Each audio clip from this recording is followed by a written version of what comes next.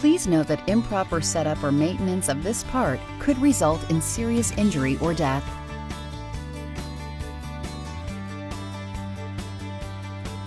You'll need a wrench to complete this step. Make sure the fork is facing forward. Loosen the stem binder bolt and insert the wedge-shaped part at the bottom of the stem far enough into the steer tube that the minimum insertion mark can't be seen. Tighten the stem binder bolt, keeping the handlebars aligned with the front fork. Adjust the height as needed for alignment, rider fit, and comfort.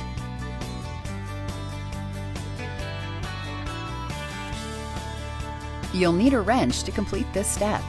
Release the brake, when present, and loosen the wheel axle nuts enough for the fork ends to fit. Seat the axle completely in the dropout slots with the washers on the outside.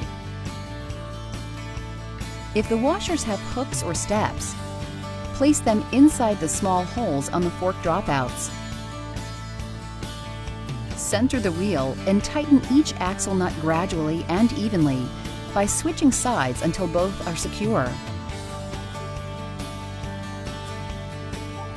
If the wheel is not centered, loosen the axle nut on the side with a smaller gap. Shift and hold the wheel on center and retighten the nut. Make sure to refasten the brake when present.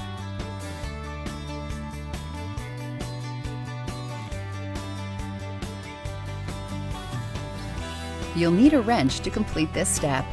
Remove the nut on the front of the brake. Position the front fender so the fin is toward the back of the bike,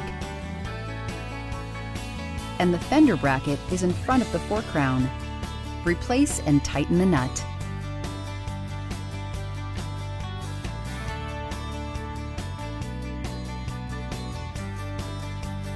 Unlock the quick release lever and insert the seat post far enough into the seat tube that the minimum insertion mark can't be seen. Align the seat with the top tube of the frame and tighten the adjusting nut until the lever, when closed, holds the seat post firmly in position.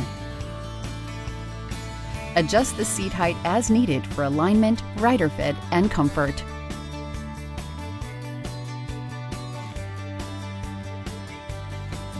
You'll need a 15mm open-ended wrench to complete this step.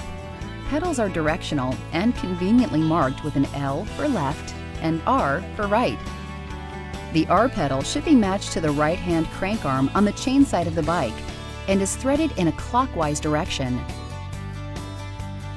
while the L pedal should be matched to the left side crank arm and is threaded in a counterclockwise direction.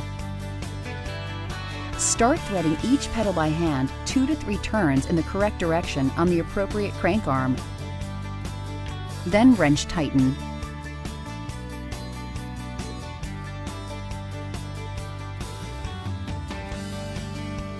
Remove the outer nut and washer from the rear wheel axle. Align and place the brace stabilizer washer onto the axle so that the notch on the washer fits into the frame dropout. Place the wheel brace onto the axle and replace the washer, then outer axle nut.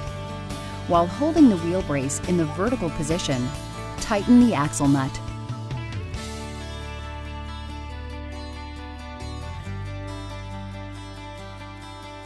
You'll need a screwdriver to complete this step.